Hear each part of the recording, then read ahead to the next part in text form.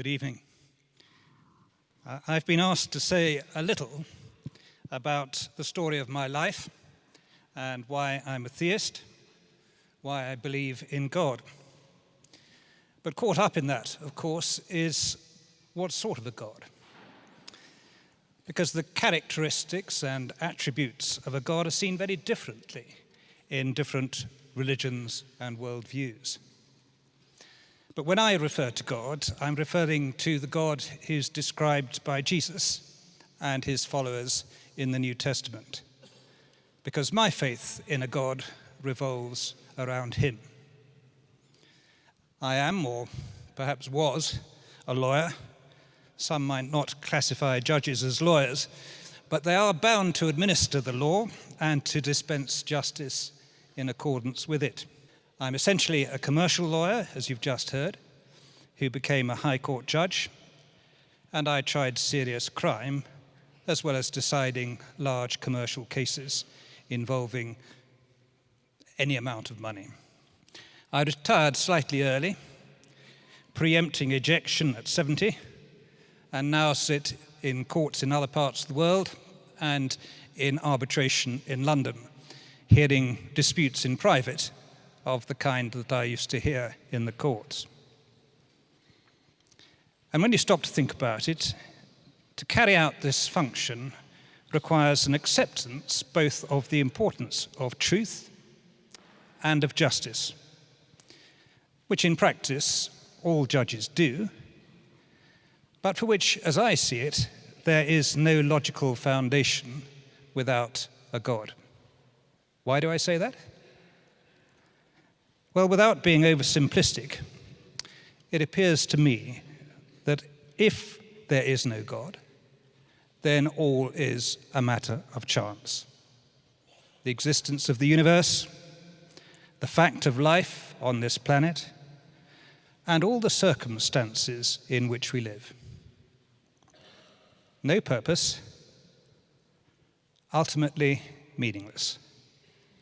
And ideas of good and evil, of justice and injustice, are merely human constructs, with no reason for the individual in society to observe one rather than the other beyond expediency.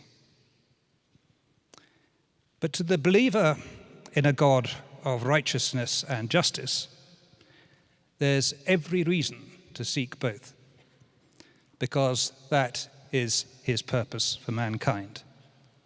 And on the New Testament view, we're made in God's image to do so. As humans, we instinctively revolt against the idea that our lives lack meaning and that there's no such thing as goodness or justice. The child's first expressed complaint, we all know, from the moment they can give expression, it's not fair. The child wants fairness. And when adults respond, as we tend to, life isn't fair, in other words, you'd better get used to it, instinctively we know that it ought not to be like that. We know that justice matters. And I don't think I've ever come across anybody who said that it didn't matter, even though some might have different ideas about what it involved, and it's often a one-eyed view which only surfaces when they think someone's done wrong to them. Well, just because we feel that justice and goodness matter doesn't mean that, of course, they do. It doesn't make it true. But along with all the arguments that others have made in this series about order in creation, the fact there are principles of physics and every other discipline which makes it possible to study because there's uniformity in nature and a system that isn't random, there remains this other factor. If all is chance, then why do humans instinctively revolt against the idea and live as if these things matter? It just isn't any good, is it, to say that it's a matter of nurture or culture or social convention or constraints imposed by society. Because the question is still, why? Why does culture and convention exist in this form? Why is society simply not based on the selfish gene? What explains that facet of human nature? Well, what you see in humanity is exactly what you would expect if there is a creator God, with the character of that found in the words of Jesus. And if man is made as a creature to know God, but separated from him by his own choices. A vestige is there of how we were meant to be. And I'd like to suggest that the very existence of human notions of morality and justice militate in favor of such a God. And without him, serving as a judge would ultimately be futile. I think that my decision to follow Jesus was made against that background. The sheer purposelessness of a life without God was one I found impossible to accept. If there was order, there had to be purpose. And both inferred the existence of the God I found depicted in the New Testament teaching of Jesus. Judges make decisions on the basis of evidence they accept as true. Juries are invited to draw inferences. As I would explain to them, all that means is to come to common sense conclusions based on the evidence they find reliable. You don't need the training of a judge or a lawyer to make such a decision. I did so as a teenager. And the evidence that I'm talking about is there in the Gospels, which record eyewitness accounts of the life, death, resurrection, and ascension of Jesus. A Jesus who, on any view consonant with historical scholarship, not only existed, but taught a higher level of morality than anyone else on record. And in that context, the question which matters, I suggest, in the light of those records we have, is the one he asked. Who do you think I am? Who do you think I am?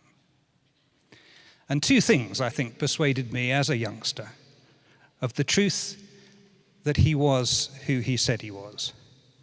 God in human form, on earth, to bridge the gap between man and God. And the first was the eyewitness evidence surrounding the empty tomb following his judicial murder, because that's what it was. To my mind, this meant that of the only two explanations which were advanced at the time, because no other explanations could seriously be advanced, of the two, the resurrection was more probable than a theft of the body by his disciples. I found that a powerful point intellectually, as I still do. And the second was this.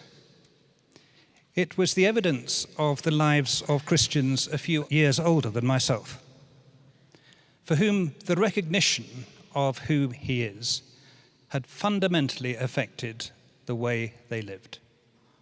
Their lives were evidence of the living Christ. They weren't perfect, but they were Christ-like, with the help of God seeking to live lives not for themselves, but for him. And that was powerful too, because I could see just how it worked out in reality. Such a life had purpose and made sense. What I decided years ago, of course, is not a compelling argument, although it's a decision that I reconfirm every day as I live what's left of my life. But it does make obvious sense to examine the evidence, does it not? To read the Gospels, to see whether Christianity and what Jesus said makes sense of the world in which we live, of humanity, of human evil and crime, and of human aspirations for beauty, creativity, altruism, righteousness, and justice, and to look at the evidence for his resurrection, which to me answered the question that he posed. Who do you say that I am? One of his skeptical followers, once he was convinced of the truth of the resurrection, responded, "My Lord and my God." That's my answer too.